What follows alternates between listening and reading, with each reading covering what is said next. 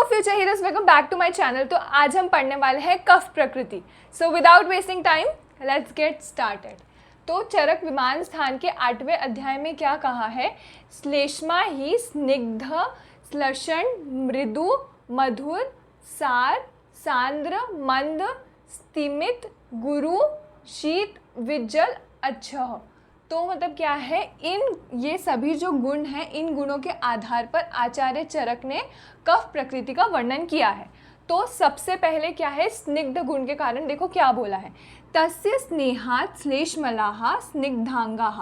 मतलब क्या हो गया, श्लेष्म की अधिकता के कारण क्या होता है कि इनके जो शरीर और अंग प्रत्यंग रहते हैं वो कैसे रहते हैं, स्निग्ध रहते हैं। स्निग्ध मतलब क्या हो गया, अंगचियस रहता है, मतलब ऑयली रहेंगे, ग्रीसी रहेंगे।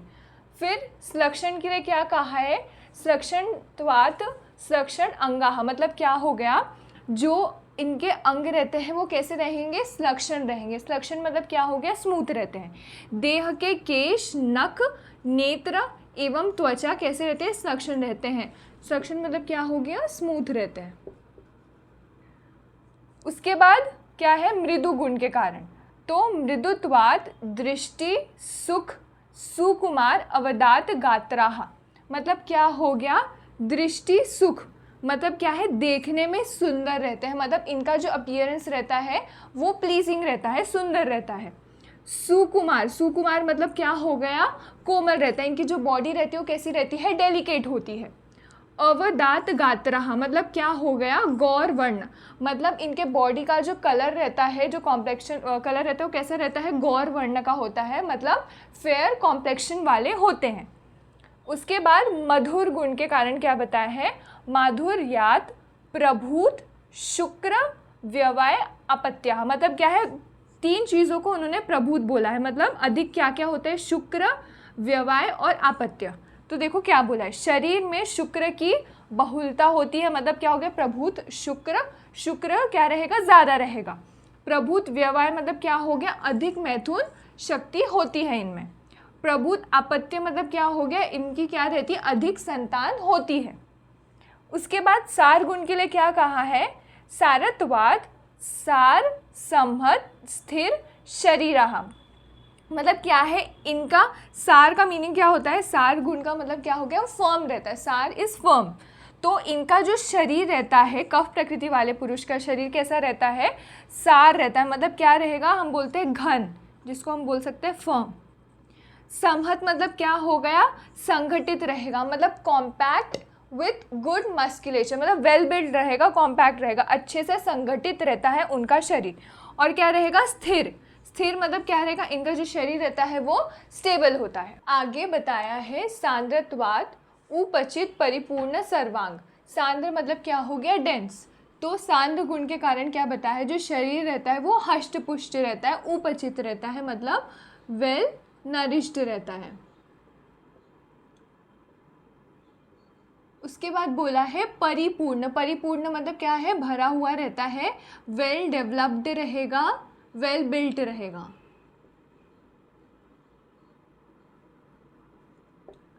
मंद गुण के कारण क्या बोला है इन्होंने, मंद चेष्टा आहार व्यवहारः। मंद मतलब क्या हो गया, स्लो।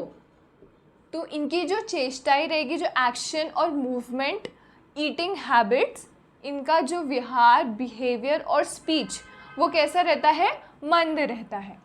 स्थैमित्य गुण, स्थैमित्य मतलब क्या हो गया, निश्चलता।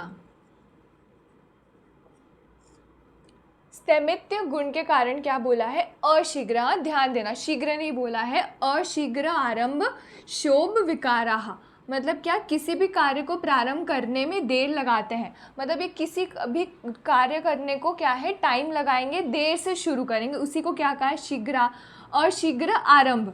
शोभ, शोभ मतलब क्या हो गया, क्रोधित होना, विचलित होना। तो इनके मन में शोभ एवं विकार जो है देर से होते हैं या फिर कम होते हैं, ठीक है। देर से, स्थैमित्य मतलब भी क्या होता है, देर से होना। तो मन में जो क्षोभ रहेगा, मतलब जल्दी क्रोधित हो जाना, विचलित होना, तो वो नहीं होगा, बहुत कम होगा या फिर देर से होता है।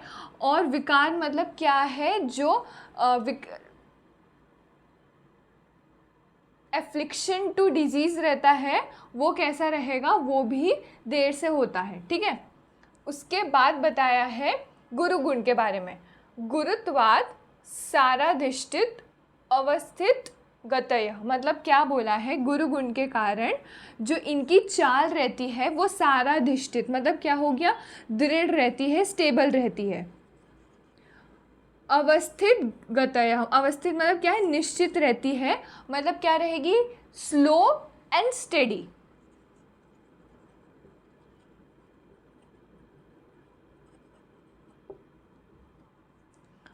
उसके बाद शीत गुण के कारण, शैत्याद अल्प शुद्ध तृष्णा संताप स्वेद दोषाः। शीत गुण के कारण क्या है, इनकी जो शुद्ध मतलब क्या हो गया, इनकी जो क्षुधा रहती है, मतलब भूख रहती है, हंगर जो रहता है, इसलिए यहाँ पे क्या है, क्षुधा बोला है, ठीक है। तृष्णा जो प्यास हो गया, जो थर्स्ट रहता है। संताप मतलब क्या हो गया, गर्मी इन्हें क्या है, कम लगती है, अल्प लगती है, ठीक है। जो भूख प्यास गर्मी है इन्हें क्या है, कम लगती है।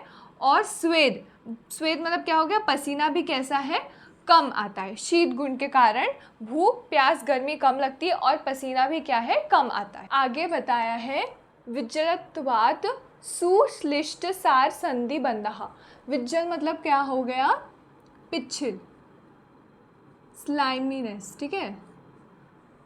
उसके कारण क्या होता है, जो संधि बंधन रहेंगे वो कैसे रहते हैं, सुश्लिष्ट मतलब क्या हो गए, आपस में सटे हुए रहते हैं, मतलब क्या हो गया, वेल बाउंड रहते हैं। और क्या बताया है, सशक्त रहते हैं, ठीक है, स्ट्रॉन्ग रहेंगे। तो पिच्छल गुण के कारण क्या बताया है, जो संधि बंधन रहेंगे वो कैसे रहते हैं, आपस में सटे हुए रहते हैं, वेल बाउंड रहते हैं और सशक्त रहते हैं, जिसको हम बोल सकते हैं the joints and connective tissues are well bound and strong. उसके बाद बताया है तथा अच्छत्वात् प्रसन्न प्रसन्न दर्शन अननाः प्रसन्न स्निग्ध वर्ण स्वराश्च भवन्ति। मतलब क्या हो गया, अच्छ गुण, अच्छा मतलब क्या होता है, क्लियर।